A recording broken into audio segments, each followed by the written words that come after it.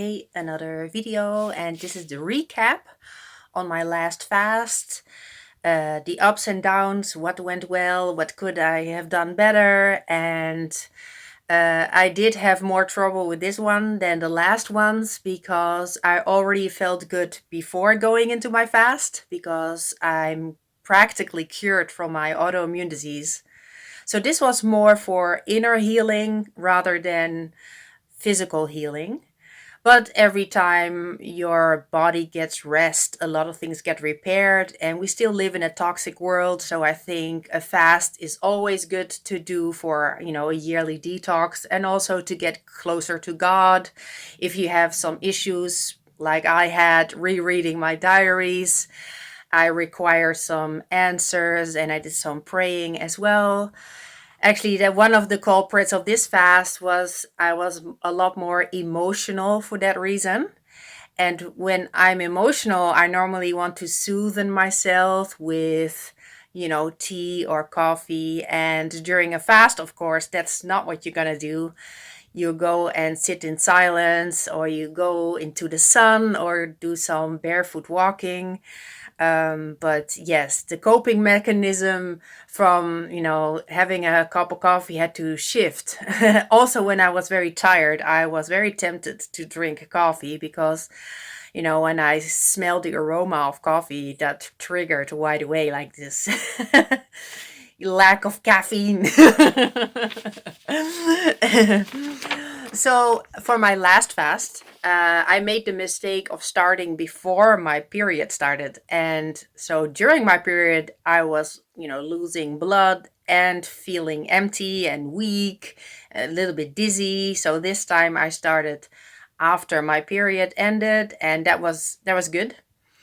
During my fast as well, I had some backache, and that was more so due to the soft mattress than anything else.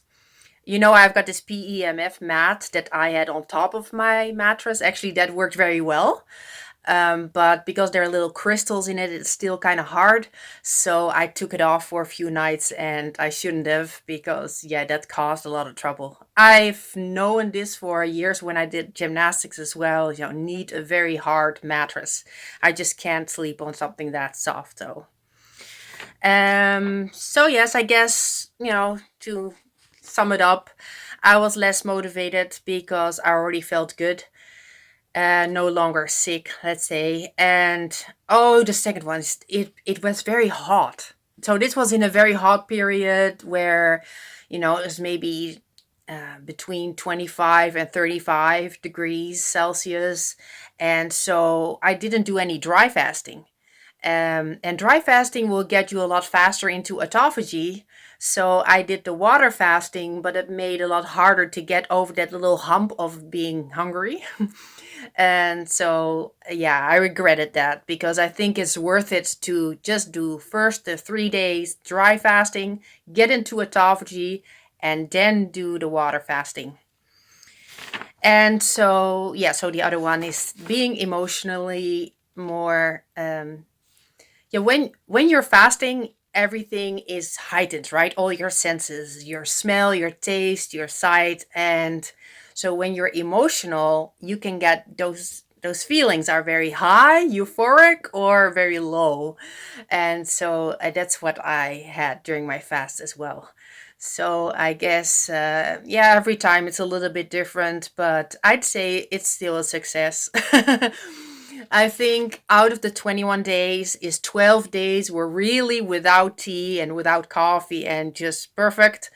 And the other days was like auto sabotage, but I still feel great and I think it was still worth it. So I do a fast twice a year, so this one's done. Check for this year.